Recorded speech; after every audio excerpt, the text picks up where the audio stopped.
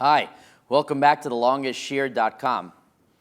I can't wait for this to be over. 2 more hours. We're almost there at the end. Baruch Hashem, we're going for the record, 18 straight hours of Torah. Talmud Torah Keneged Kulam. Ultimately, we're doing this to support Jewish education. And whatever you can do to help out, to chip in, longestshir.com. You give a donation at longestshir.com. You could do so either by donating there or by texting us at 41444. Text the word Torah, and the instructions automatically come on the screen, and you could do it at that point. We're excited. In an hour from now, the students will be coming back from their trip as a reward for mastering 18,000, wow, it's all the unclarities coming in now, 18,000 questions on Sefer Breshit. We're almost there. We have a couple more shiurim left, and we'll be celebrating together. The topic right now that I want to talk about is a great hashkafic topic. It's a great topic in Jewish philosophy. The subject matter is that about, can 2 opinions be right? We have a concept of the Gemara in Eruvin. It starts with the Gemara in Eruvin. And I'm going to attempt this hour to give an exhaustive, I'm exhausted, but an exhaustive look at the subject of Elu ve'elu divrei Elokim Chaim. These and those are the words of the living God. Where does that come from? The Gemara in Eruvin 13b says, Amar Rabbi Abba, Amar Rabbi Shmuel, Shlosh Shanim Nechleku Beit Shammai u Beit Hillel. For 3 years, Beit Shammai and Beit Hillel had disagreements. Halalu Omrim Halacha Kamosenu. This one said halacha is like us. And this one said, no, halacha is like us. Yatzta baskol, a voice went out and said, Elu ve'elu divrei Elokim chayim hein. These and those are the words of a living God. V'halacha kebeit Hillel. But halacha is like Beis Hillel. What? What does that mean? If we just said they're both right, they're both from God, the Gemara asks, V'chima acher she'elu ve'elu divrei Elokim chayim. If at the end of the day, these are both essentially from the words of the living God, mipnei ma zochu Beis Hillel likvoa halacha kamosan. Why did Beis Hillel, why were they zocha to have halacha like them? So you know why? The Gemara says, mipnei shenochim va'aluvin hayu. Because they were patient and they were considerate. V'shonen divreim v'divrei Beit Shammai. And they always made sure that Beis Shammai should come first in halacha. I was once in a Mishnah class with Rav Shalom Shwadron, the great Maggid of Yerushalayim. He's the subject of the first few Pesach Kron storybooks. He did a simple Mishnah class, and he was doing one Mishnah, and he started laughing. And why was he laughing? He was laughing because it was one of the rare Mishnayos where it says at the end, Chazru Beis Hillel lahoros kebeit Shammai. Beis Hillel changed his mind and paskined like Beis Shammai. Why was he laughing? Asked Rav Shalom Shwadron, why did Beis Hillel not have halacha follow them? Why did they have to change? You know why they had to change? Look at that Mishnah. The Mishnayos that say Chazru Beis Hillel lahoros kebeit Shammai are always the Mishnayos where they don't let Beit Shammai speak first. And because they didn't let Beit Shammai speak first, they lost the schus of having halacha to go like them. They had to be choser. That's Rav Shalom Shwadron. But either way, the Gemara says, Elu ve'elu divrei Elokim chayim. It doesn't say both opinions are correct, you should know. It doesn't say both opinions are true. It just says both are the words of a living God. What does that got to do with all this? What does Hashem have to do with it? Lo b'shamayim hi. The halacha is not in heaven. And what does it mean, Elokim chayim, a living God? Chas v'shalom, is there any type of God? What are the gods not a living God? What does it mean, not a living God? Okay. There's a lot to say. Let's see if we can get it. The other shiurim, I was nervous we don't have enough material. This is the opposite. This we can go 5 hours on. Don't worry, everybody. All right. Let's start with the Ritva. The Ritva to Eruvin Yud Gimel says the following. Sha'alu Rabbanei Tzarfat, the French rabbis asked, Heich Efshar, how is it possible Shiu Elu ve'elu divrei Elokim chayim? How is it possible for everybody to be right? Zeh also, this guy says the meat is treif, this guy says the meat is mutter, and everybody's right. How is it possible? So he answers the Ritva. Ki kisha'ale Moshe l'marum, when Moshe went up to receive the Torah. I discussed that at the 12 o'clock shiur, right? Moshe is always going up to the heavens for some reason. Hareu lo akol davar v'davar. God showed him on each and every halacha that there are 49 ways to say it's aser and 69 ways to say that it's mutter. And he would ask God about this, on that, and he says it's handed over to the chachamim to decide what's the halacha and to be machriya. That's the lashon of the Ritva quoting the Rabbeinu Tzarfat. Okay?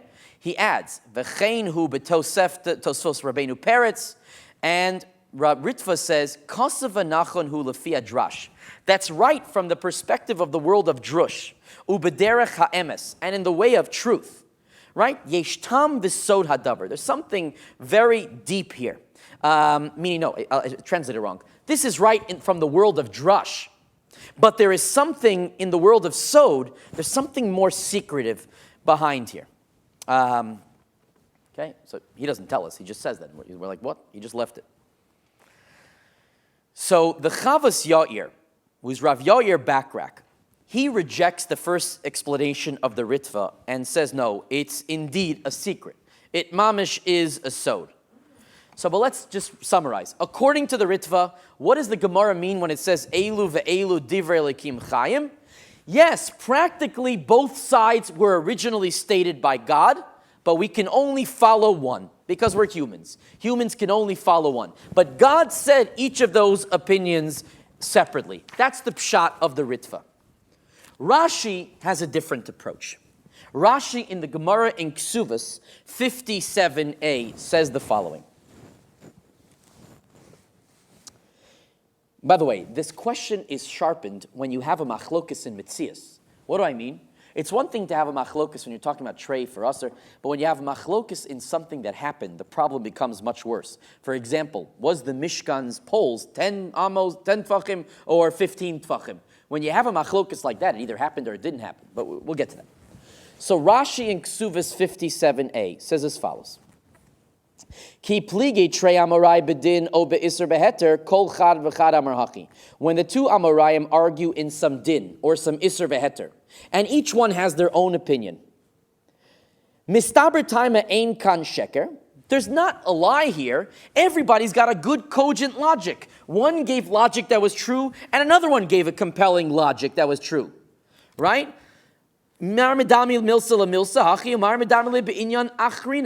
Right? According to the Rashi, one of the opinions is wrong, but only in this case. In another case, that opinion will be correct. We're not rejecting any opinion outright and completely and uncategorically, but we have to carefully determine when to apply each law.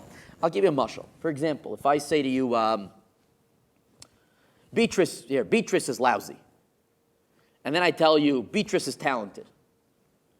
Did I contradict myself? No, it depends on the context. If we're talking about crocheting, Beatrice is talented. If we're talking about underwater basket weaving, she's lousy, she can't do it. You have to understand the context. So there's two different opinions, and in some circumstances one will be right, in other circumstances another one will be right. That's how the Rashi understands Elu ve'elu divrei Elokim chayim. So again, the Ritva said Elu ve'elu, that both came from God, but we can only follow one opinion. The Rashi says, no, both have a good svara, but at a certain point you can't hold on. At a certain point we'll apply one, and at a certain point we'll apply another. By the way, what's an example of that? A real Lamaisa example of that. So an example is brought down in the Sefer Nachlas Yaakov, which is written by the Nesivos, where he has a case of sumchas. That sumchas holds that mammon hamutal besafik, money that we're debating about who it belongs to. We're not sure. It's equal. We don't know. So you divide it up equally. So says the Nachlas Yaakov, the Nesivos, Sumchus was right and he was wrong. He was correct if neither side has a chazaka. If neither side has a stronger claim or a prior ownership, yeah, we divide the money. But he was incorrect if one side is muchzak. If one side is muchzak, we don't divide it up. So you have to know when to apply the statement. In some circumstances, they're right. In some circumstances, they're going to be wrong. They're not going to be applicable. They're not going to be applicable in those instances. Second, my thing is falling here. Okay. Third pshat, the Chida. Rav Chaim David Azulai, in his Sefer Pesach Einayim. He has a different answer. I saw this also in the Sefer of the Kosovo Rebbe. Got a new Sefer from the Kosovo Rebbe. He has the same idea. Totally different. Again, we're trying to figure out how the Gemara could say two opinions. They're both Elu ve'elu divrei Elokim chayim. What's pshat? Elu ve'elu divrei Elokim chayim. Says the Chida. Ein perusho d'shnehem emes. Pshat isn't that they're both right. They're not both right. Ela lihios de'ein ha'or nikar ela mitoch ha'choshech.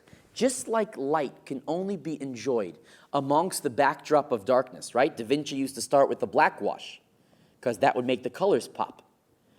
So too, you can only understand the correct opinion off the backdrop of the incorrect opinion. Wow.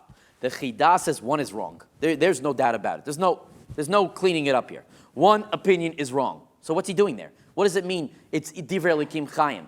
It means that we need it because with the contrasting opinion, it sheds light on that opinion. It sheds light on the other opinion at that moment. That's what it means. Elu ve'elu divrei Elokim chayim. That's what it means. So you have a beautiful three-way machlokus here. This is a beautiful machlokus in hashkafa, lamdis hashkafa. What does it mean when the Gemara says that everybody's right? Elu ve'elu. Let's review. According to the Ritva, it means that everything was given from God, but we're humans. We can only paskin in one way. According to Rashi, it means that some's going to be right in one circumstance, another's going to be right in a different circumstance. You have to know what the case is. Context. The third opinion says that's the Chida. The Chida says, no, one's wrong. Come on, let's call a spade a spade. The guy's wrong. He lost. So why do we need it? We need it because it sharpens our understanding of the other opinion. Okay? It's a great musar. It's a great musar, by the way. Don't be closed-minded to somebody who's wrong. Hear what they have to say, because you don't know what you're going to learn from it. That goes back to my Baba Rebbe Dvar Torah about breaking the matzah. You got to be willing to listen to everybody. You got to be willing to listen to everybody because you don't know what you might walk away with. Okay. I mean, it's important when you learn Gemara. You have to know what the text is not saying. You have to know what the text is not saying. Let's try a different approach. 3 approaches so far to Elu ve'elu. The founder of the Mizrahi religious movement, Mizrahi or Zionist religious movement, was Rav Yitzchak Reines. He was born 1839. He says something so critical. Yesh toim, shechoshvim, there are some who make a mistake and think, shahashalom ha'olami lo yivne ki'im al yidei tzivnon echad.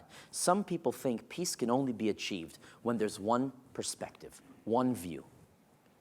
Im kain, therefore, kisharoim talmid chacham chokrim b'chachma, va'al yidei hamechker misrabim atzdadim va'ashitus. When we see a talmid chacham who's giving multiple sides, we tend to say he's causing machlokas. What are you busy giving another opinion?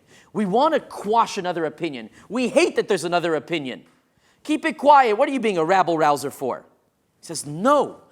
Elu ve'elu divrei Elokim chayim. You need the other opinions. It adds more color. There's something that other opinion is missing, even though it's the one we paskin like. There's something it's missing as part of the total picture, as part of the full color. Peace, people think, means that everybody agrees. That's not peace. Peace is built when there's a plethora of variant opinions and they could all form together to form a mosaic of unity. That's shleimus. That's shleimus. By the way, you know everybody says the famous joke of the Gemara is, what does it mean? Talmidei Chachamim marbim shalom be'olam. The Talmidei Chachamim bring peace in the world. They say it's the famous joke of the Gemara. Talmidei Chachamim don't bring peace. They always bring machlokas. Rav Reines says that's pshat. Chachamim do bring peace into the world. Why? Because they bring machlokas. Through the difference of opinions, the back and forth. Lubavitcher Rebbe and Rav Shach. You get a full picture, full color, the full spectrum. You see all the pieces of the pie. That's the pshat. We're now up to 4 pshatim in Elu ve'elu divrei Elokim chayim. How both could be right. What does that mean? What does that mean? Hope everybody's halting cup.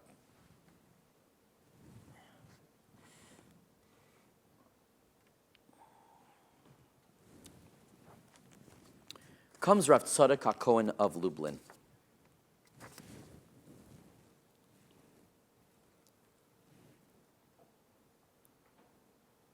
He says a great line over here, Rav Reinus. I see it now. Oh, wow. This is you put on the refrigerator tonight. Ki bakashus ha'emes chaviva lifnei HaKadosh Baruch Hu. The search for truth is as precious before God, como ha'emes ba'atzma, as the truth itself. Whoa. You hear that? The search for truth is as precious to God as the truth itself. It's about the search. It's about the journey. It's not about the destination. He does not claim, Rav Reinus, that each opinion has a place in the divine order of things. One of them's wrong. Come on. One of them's wrong. But it's important to have both for the purpose of seeking the truth. That's a different shot. Let's summarize, because you got to keep clarifying. Number one, what does it mean, Elu ve'elu divrei Elokim chayim? Number one, it means, let's simple shot like the Ritva said. The Ritva said that they're all given by God, but we can only paskin like one. Number two, what does it mean? We saw Rashi. Rashi says that they're right, but just in different circumstances they're going to be right, depending where, like Sumkas. Then we saw the third pshat. The third pshat we took a look at was the opinion of the Chida. The Chida says, no, somebody's wrong. Come on, somebody's wrong. But sometimes you can only see the light off a backdrop of darkness. You can only understand the right opinion off a backdrop of the wrong opinion. The fourth pshat is Rav Reinus. Rav Reinus says that one is going to be wrong. But the search for truth demands that you see all opinions. Intellectual integrity demands that you see all of it, even if one is not going to have halacha like it. That's what it means, Elu ve'elu, divrei Elokim chayim. Now let's go further in. Rav Tzadok HaKohen of Lublin in the Resisei Laila.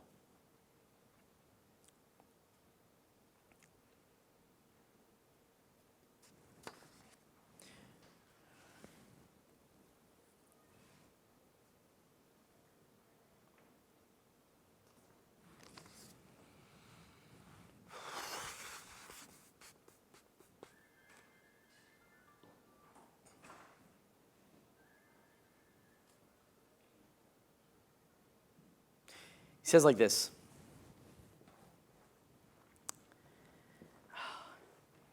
Rav Tzadok HaKohen says that whenever a chacham, I got to read the Hebrew. I'll kill it. See, in the world of chachma, right? Ba'olam shel chachma, there can't be two opposites, right? There's right and there's wrong. In the world of wisdom, there is right and there's wrong. You're either going to take the key, I'll tell you this. I'm going to use a boat mashal. I don't think about boats. That makes no sense. Okay, you're either going to hit an opposite field shot by backing up your right foot, your right leg. You're either going to hit a powerful shot to the opposite field by backing up your right leg, or you're going to do it by dropping your bat. It's not going to happen by dropping the bat. It's one or the other. There's no two options. There's only one way to hit a proper shot to the opposite field. There's no two ways about it. In the world of chachma, there's only one right way. You can't play games with that. You can't say, kumbaya, everybody's beautiful, everybody's right, everybody's saying deep things. There's only one version of chachma, right? Whenever a chacham says anything, right, in the world of concrete reality, there cannot be two opposites. It's either day or night. She's either pregnant or she's not. The Mets either won or the Mets lost.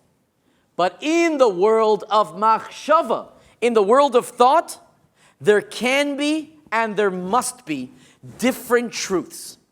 They're different truths. You understand? In the world of practical lamaisa, there can only be one. There can only be one. But in the world of machshava, there could be multiple. You know who says it more to our understanding? I would say it's Rav Hutner. Rav Hutner had a great way of explaining it. Let me turn to Rav Hutner here. He says it like this. It's in Igeris Pachad Yitzchak, the letters of the Pachad Yitzchak, page 50. There's a question when it comes to the Krashei HaMishkan. right? There was a question that was asked. How could you say divrei elu ve'elu divrei Elokim chayim by something that happened or didn't happen? When you talk about the poles of the Mishkan, it either was 10 amos or it wasn't 10 amos. What's that machlokus all about? Someone's right and someone's wrong. You want to tell me everybody's right when it's kosher, tray, fine, beautiful, kumbaya. But how could you tell me somebody's wrong and somebody's right when it comes to mamish the reality? What happened in history? When it comes to what happened in history, you can't have that. This is very deep. Listen carefully.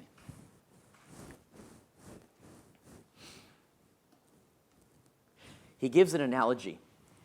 You know that in the history of the Jewish people, there were things that had to be hidden. God hid the luchos. God hid the Mishkan. God hid the Aron. And every time something was hidden, that hidden caused a ripple effect throughout history. When something is put away, it has an impact, right? If you say there'll be no more internet in the home, fine, very nice, but it's going to change the family dynamic. The moment they put away these items, HaKadosh Baruch Hu said these items need to be put away, it changed history forever. There's an impact because of it, of what changed. For example, the moment the Aron was put away, Yeshayahu says there now is going to be a different format of how people learn Torah. Now here is where Rav Hutner gets very metaphysical. Keshem she'efshar lignos chayfetz, just like it's possible to hide an object, kamokein efshar lahastir yediyah. HaKadosh Baruch Hu can also hide a knowledge. What does that mean? Look, I could take this water and I could bury it underground and it could be hidden. Just like this water bottle could be hidden, so too another opinion could be buried. What does that mean? God creates multiple worlds, multiple realities. In one reality, there is a reality where the Mishkan is such and such. In another reality, there is a world where the Mishkan is like this. God says the reality is that one of those truths needs to be buried and one of those truths need to emerge in the world. I don't know, lahavdil. Nah, I won't go there. I forget it. I'm trying to find a good way to explain it. God looks into how the world, God exists out of time. There's no concept of time for God. We exist in time. So God is looking at multiple realities that are going to take place. One reality is that the Mishkan is going to be this size. Another reality is that the Mishkan is going to be that size. Both of them are realities from God's vantage point. God says, I can't have both of these realities manifest. Only one could manifest. So God takes one of those two realities and buries it. So it never exists. Only one of those two realities will exist. That's what Rav Hutner says, is Elu ve'elu divrei Elokim chayim. Everybody's right, because there is some version, right? This is like black hole stuff in multiple parallel universes. There is some version of this world where that other truth really happened, but not in the world that we're in. In the world that we're in, that didn't happen. There's another world. There's another version of this world where Avi was wearing a bekisher. That's not this world. It's a different version of this world. Okay? There's multiple realities. We're in one of them. That's what Rav Hutner says. A very cosmic pshat of Rav Hutner. Only one of those it's so deep. What? We didn't even have a choice in that. Yeah, that same yesod, that Bechira allows for both realities to be a possibility, right, that's one of the answers to the restoration of free choice. That's correct. That is correct.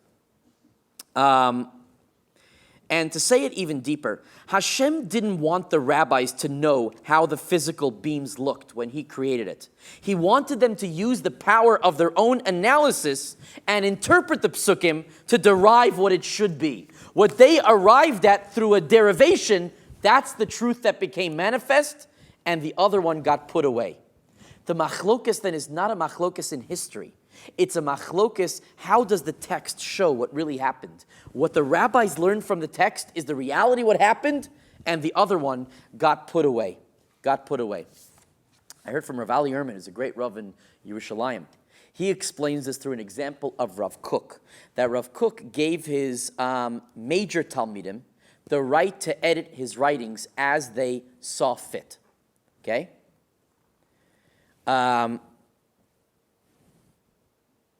Meaning, he said that whatever they see fit to publish is what he wants published. So their changes become the reality of what he said. That's the good way of explaining it. Rav Kook told his students, his top students, play around with my stuff in the way you want, and that's what it'll be. So the way they edit it means that's what he really said. Well, he said something else. The second he gave permission for them to, it's done. The second he gave them permission for them to see it in that way, then that's the way it had to be. So the Chazon Ish, Rav Yishai Karlitz, the Chazon Ish says, in a letter similar to what Rav Hutner wrote, he says, the text that we have is what Hashem wants us to see. It's what Hashem wants us to see. What we have in front of us is what Hashem wants us to see. The fact that there was another version of how the tefillin could have looked, someone came to Rav Moshe and said, I have a tradition that I heard, there's a proof from an archaeological dig that maybe the tefillin looked a little different. Rav Moshe Feinstein says, I don't care. That's not how the Masorah made it manifest. I don't care if you can go back in a time machine and say, look, it was different. The Masorah is how God wants the information to be apparent, and that's what it's going to be. That's the way it's going to be. So that's going to be Rav Hutner. That's going to be Rav Hutner. Let's try the Maharal.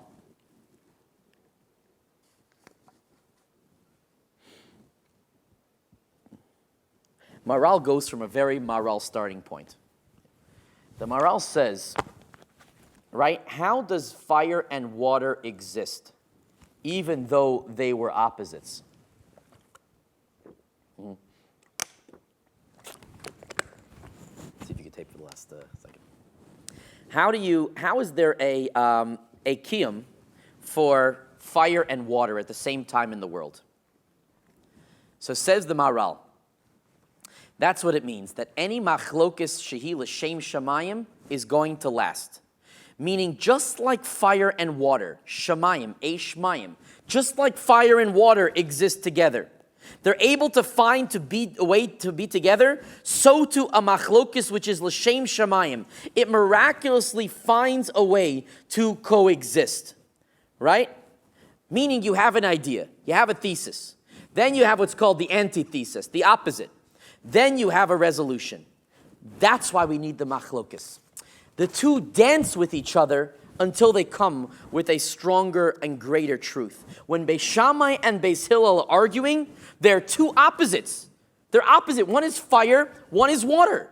That's why they argue. But together we come to a picture of a higher, of a better emes, of a stronger truth.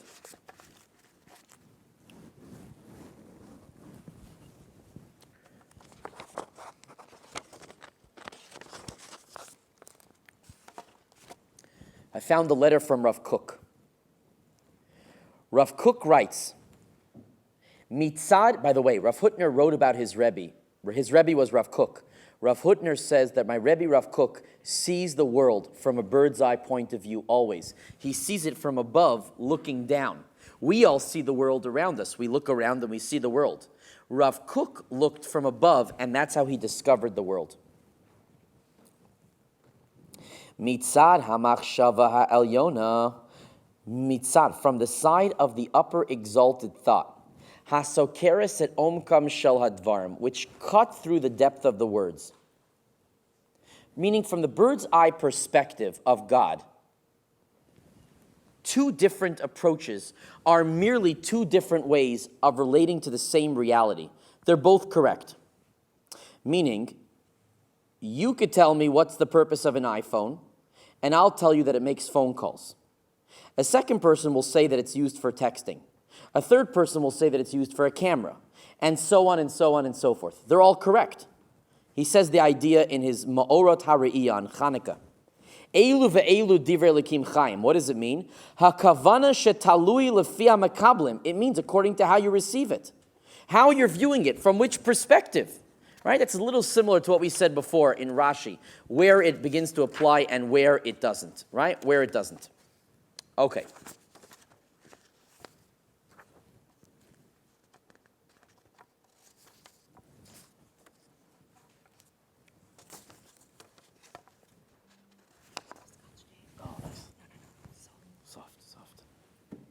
Oh, I can think again. Okay.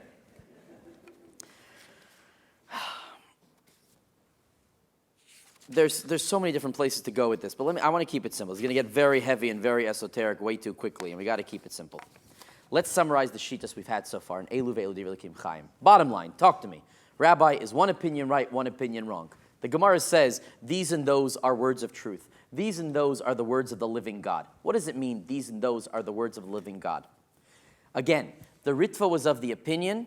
What it means, these and those are the words of the living God, is they both come from the living God. They both come from Hashem.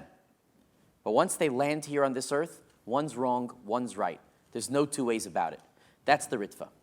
We saw the opinion of Rashi and Ksuvis. Rashi and Ksuvis says, no, you know what it means is, sometimes one is right, sometimes one is wrong.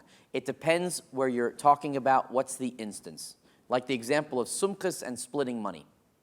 After we saw that possibility, we saw the third answer, the answer of the Chida. The Chida had a different approach. The Chida said one is wrong, that's it. So why do we have it? You can understand the light off its contrast. You need the other side. You can't understand an opinion unless you have something to bounce it off with that disagrees. It sharpens the view. That's the Chida. We then said Rav Yitzchak Reines. Rav Yitzchak says it's not about who's wrong and who's right. The search for truth demands that you lay out all the opinions. Yeah, one will be right, but you need to lay out the opinions. That's how you're going to get to the bottom line. You need to lay out, it's the only way. God values the search for truth more than the conclusion. By the way, Rav Moshe Feinstein, when he put out his Igris Moshe, he was very nervous. He was nervous that he was going to blunder and ruin, like with one mistake, he could ruin Judaism. Why? If something has been the halacha and he rules this way, suddenly, because of his erroneous ruling, he changes the trajectory, the direction that Judaism was supposed to go. He was afraid that he would do such a blunder that it would kill where Yiddishkeit was supposed to go, and which way it was supposed to turn. So Rav Moshe Feinstein finally comes to the conclusion and says, so what? Let God deal with that. My job is to say over Torah. My job is to go through the sources. My job is to do it with Yiras Shamayim. And if something comes out in a way that wasn't the way it was supposed to, that's God's issue. That is God's issue. That's what Rav Reines says. For truth, you got to bring everything out. I don't care if one's right, one's wrong. You got to bring everything to the table. Then we saw Rav Hutner, Rav Tzadok HaKohen of Lublin. They're all in one package. Rav Hutner and Rav Tzadok HaKohen of Lublin say that very metaphysical idea, that in some concept of reality, both options were true. But once it became decided one way, because that's how the psak worked, that's how the Masorah worked, God hid that other version of the reality. God put that away. God made sure he put that away and let it go. He put it down for it not to exist anymore. So we've seen numerous pshatim in the question of Elu ve'elu divrei Elokim Chaim. It's not a pashut idea. We're not going to solve it in one shot. But I will leave that esoteric, that somewhat difficult discussion aside for now. I think we covered the Ikarim.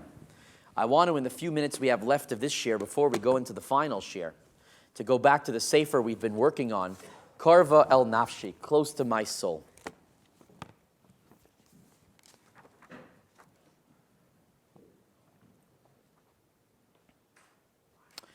So we're talking about the Rebbe, who is trying to work so hard on teaching his students, on saying over a shtickle Torah. And he worked hard on it, and he's excited, and he gets to the classroom, and he gets there, it's a disaster. Ruvain pokes a hole in his shiur, and the whole thing falls apart. Everybody jumps on the bandwagon, asking kashas, and everything he worked on was a mess. Okay? Let's continue the analogy. He's about to give up. He doesn't like these Talmidim anymore. He's created certain animosity. Mishishamu ha-Talmidim sha'arav makdir et hanhagosam ka'azos. When the Talmidim hear that the Rav considers their actions as chutzpah, they don't agree. They don't ask questions because they don't like him, but rather because they don't feel right. It doesn't feel correct. The pshat the Rebbe said seemed to have a hole in it. And therefore, k'mishalshel chevel la'omek habor, when you stick a rope down into a pit to pull out what you find in there, let's say it's 50 amos, but you're not successful in what you find, you got to someone's got to say something. You got to tell the guy, hey, by the way, you didn't catch anything. There was no fish on that rod. So too, they're telling the Rebbe, don't take it personal. You didn't understand. We didn't understand what you were talking about. You were trying. Don't take it personal. It didn't mean to be chutzpah, but you weren't catching fish. There was nothing. So tan harav shagam aleim lehitramim lavaro heinu mitzido yanishar ganus balias beis hamidrash v'lo milavado. He said, you know what? If it wasn't for you guys, I'd be sitting right now in my attic, learning nicely, like I did for years before I came to this classroom. And it's upon you guys to work harder to make me feel better about my decision to come teach you. The Talmidim say to the Rebbe, it doesn't work like that. We can push our heads all we want, but at the end of the day, it's not going to be pashut. We're not understanding. Lo Yosifu, and they notice he's not coming further down off the mountain. Echad mehem, one of them, Shahaya Makuru Velav Bioser, one of the Talmidim who was very close to him, says the following: Shagam harav bikfodo uba'atzma mekabel to'elis min ha'aretz ha'sugid l'talmidim. They convinced the Rebbe, the closest student to the Rebbe convinces the Rebbe, listen, you know what you have to gain by working on this a little more? You know what you have to gain? That you're going to have a sharper understanding of the sugya. I know, Rebbe, you think you got it. And the difficulty is because we don't have the background that you do. And we don't get it. But don't give up on us. You know why don't give up on us? Because it's worthwhile for you. Because when you work that extra mile to explain this to us, you're going to come out clearer. That's utalmidai yoser mikulan. My students more than anybody. And he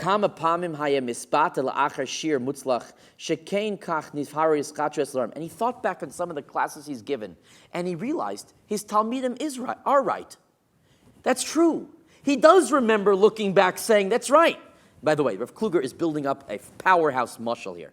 You understand this? He's been weaving it in here for 10 pages. Okay, he's building up this mashal. You're right. The Rebbe did look back and say, there were some great moments when you really chapped what I was saying, and I felt great. Again, the student close to the Rebbe says, now, don't look at it as you lowering yourself for the Talmidim. You don't have to lower your quality. L'mahuso shalarav yesh kiyum atzmi gam lelo shiur. Why? There is a gain for you. The clearer you need to be about what you're saying, you are going to be stronger at the end. And kasher harav noto mehemet hashpaso, and when you take away the fact that you could influence us, you're taking away their life and you're taking away your life. If you decide I throw my hands in the air and I don't need this crazy class anymore, I don't need to teach them. We lose, but you also lose. You lose the fact that you could have given over chiyus, and that would have given you chiyus. And the Rebbe thought about that. And he thought how right that was. He looked back and he said, Gavaldik, you're correct. That's unbelievable. You're right. Days passed, and they began to involve themselves in a new Masechta, just to start fresh. Let's move on. MoveOn.com.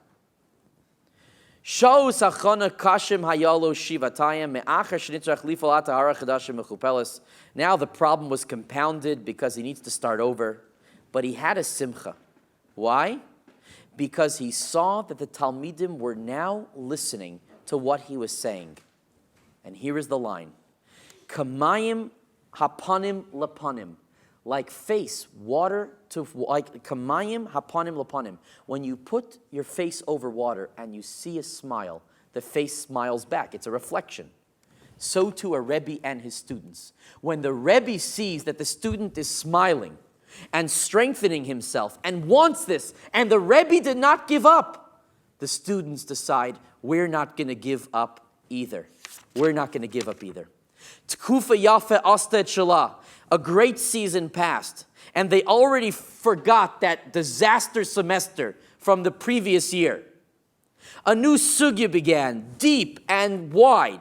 Marbe hayalachina. It was a lot to prepare, like a Shulchan Aruch before them. Right? Metoch sheshir kimin astam kfar hukshudas samachim. But he didn't have to prepare as much as before, because he saw, now they're starting to get the big picture.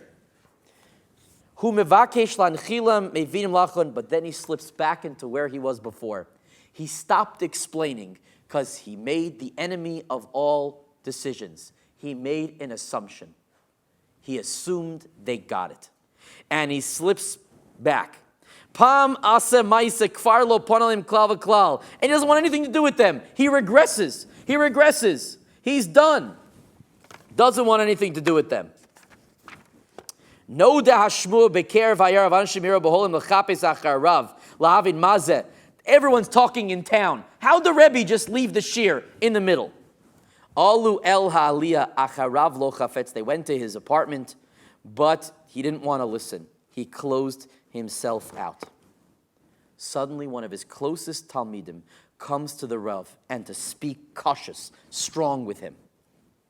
But the Rav didn't want to listen, because he was already put up a wall. And he said, and he was screaming, and he said to the Rav, Mi hetir lo lehit min ba'aliyah. Who gave you permission to hide in the attic? Who allowed you as our Rebbe to abandon us and go to the attic? Right? He goes, you were supposed to be there for us. He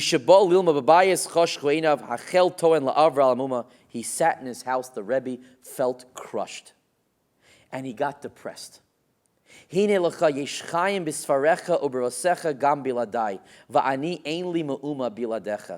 Rebbe said, do you know how I feel? I'm sitting in my attic. It's my dream. All my svarim are around me. I have everything I could ever want.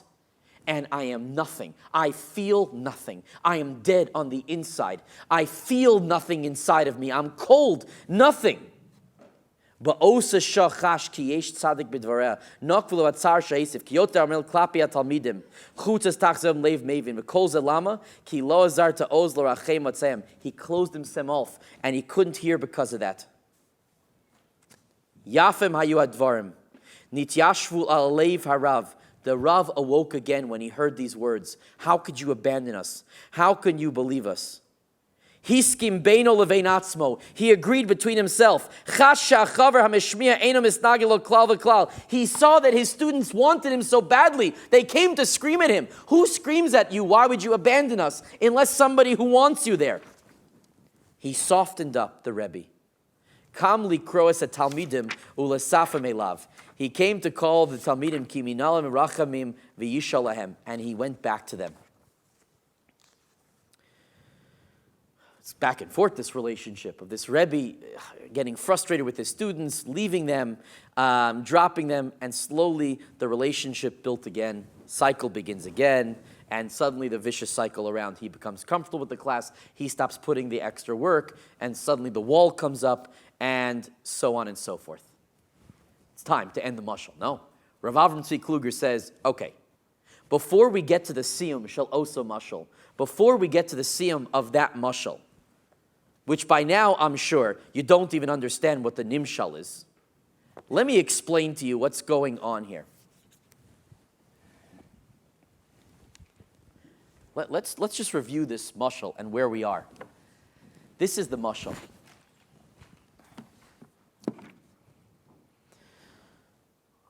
We got involved in a strange mashal of a Rebbe who has a class. And the Rebbe knows he needs to prepare the shiur. Why? Even though the Rebbe knows the material cold, he knows that the vantage point of the Talmidim is a different vantage point.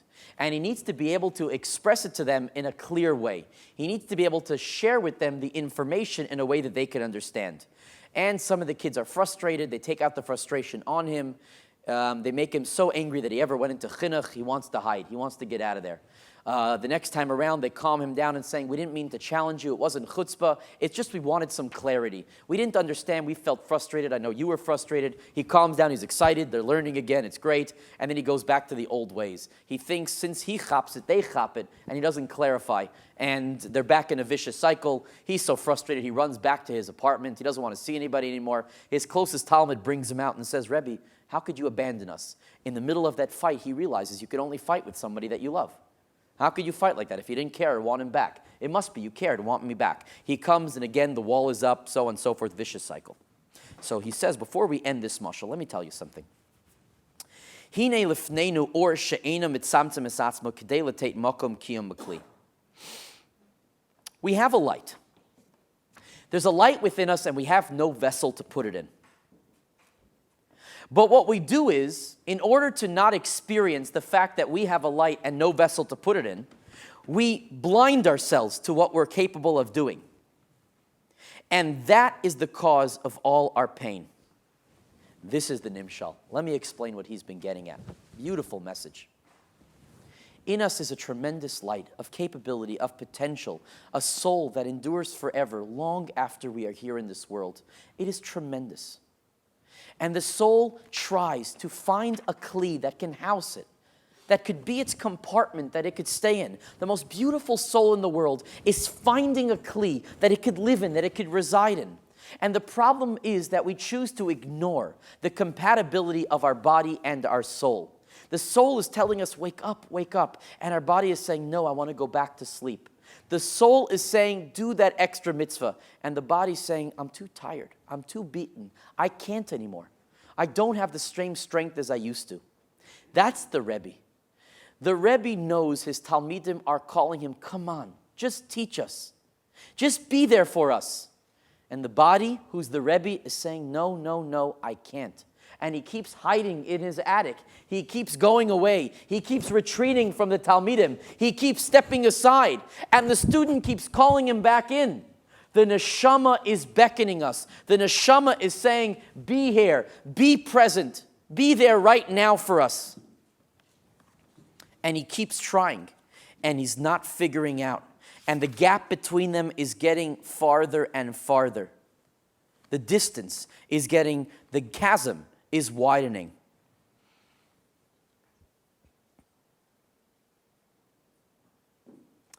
Ma'orim hatzadikim et neshama. El tafkid asher nishtalcha elav me'es Hashem yisparach. That's the key line. The tzaddikim awaken their neshama to the purpose by which they've been called to by God. Shuv ne'osilavo el hashalom v'hashalva im mishkana. It wants to return and desires to go back to the tranquility of where it is. The neshama by nature wants to just go back to God, not to be busy with this world of pain and suffering and so much trouble. The humans think, well, if I just change this, or if I just change that, if I just do a little of this, everything will be fine. If I keep flipping the Masechta every semester, it's all going to work out.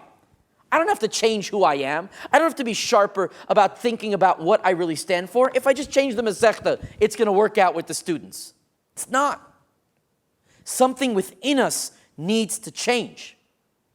Something within us needs to change. The nefesh is wearing the body. And it's getting tired and tired. And we have some time here on this earth, some time to find some compatibility with our neshama and our guf. And whatever amount of time that is, we are called upon to find a way to discover what it is we need to do.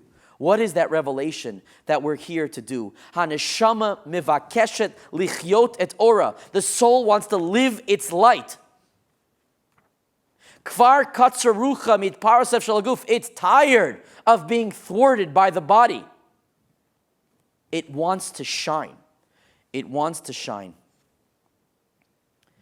The city understands that in order to allow the Rav to maximize his capabilities to his Talmidim, it's no longer about any speech they need to give him or to tell him this is how you need to teach and this is what you need to do. It's not about sending him away to seminars and teacher seminars and changing who he is.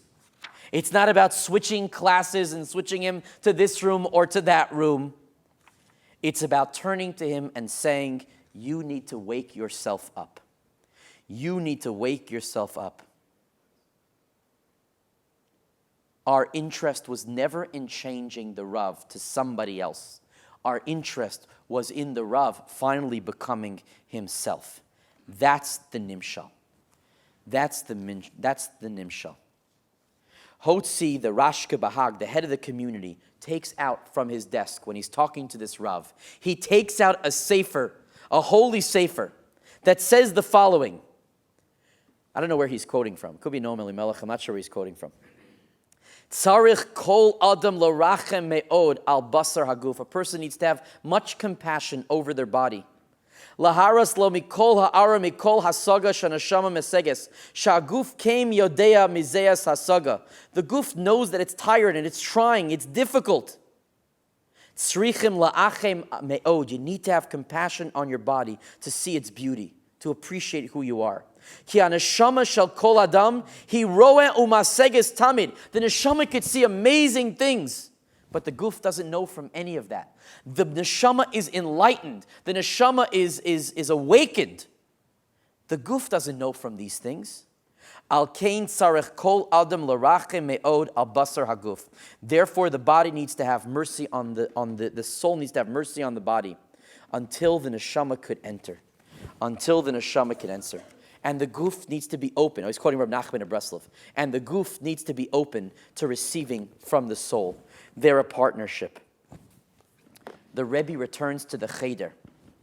Sheket shel hod od sharar bifnim. There's a moment of quiet, of solitude. Ole or el makomo hakavua. The light finds its spot. The Talmidim become the perfect kli for the Rebbe. He has patience now with them. He understands. He understands that they need patience. They need time. That, says Rav Avram Tzvi Kluger, is the restoration of the soul to the body. We must be patient in our growth. It can't happen overnight. To become great people, you can't just expect a Yom Kippur and to walk out and to be amazing. You can't expect to learn some Torah and all of a sudden expect it's going to change overnight. It takes time. You have to be patient. You can't. What he's saying is the message that our generation needs to hear. You can't beat yourself up over what you haven't been able to do. You have to just learn from that lesson and try again the next day. You can't get angry at the guf. The Rebbe can't give up on the Talmidim. They need him too badly. The guf needs the neshama so badly. Needs you to be there, to be present in the time that it has here on this earth.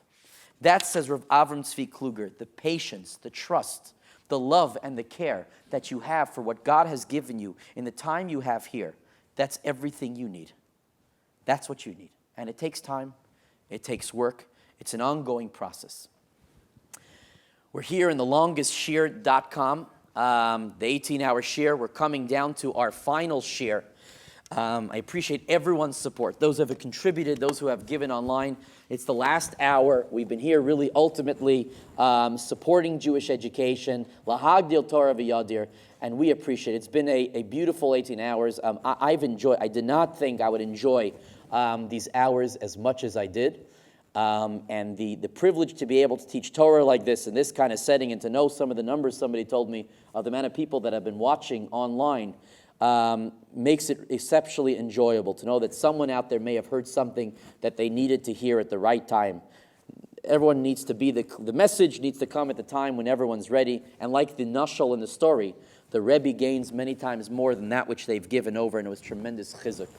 Let's go with vigor and strength into this last hour. Give what you can, give what your heart. The last topic for the last hour is Ki Heim Chayenu, why we make such a big deal about Torah. Why that's everything. Why that's the be-all and end-all in our lives. And let's get to the bottom of it finally. Why these Jews are so obsessed with their Torah. I thank you so much, and we'll see you in a couple minutes.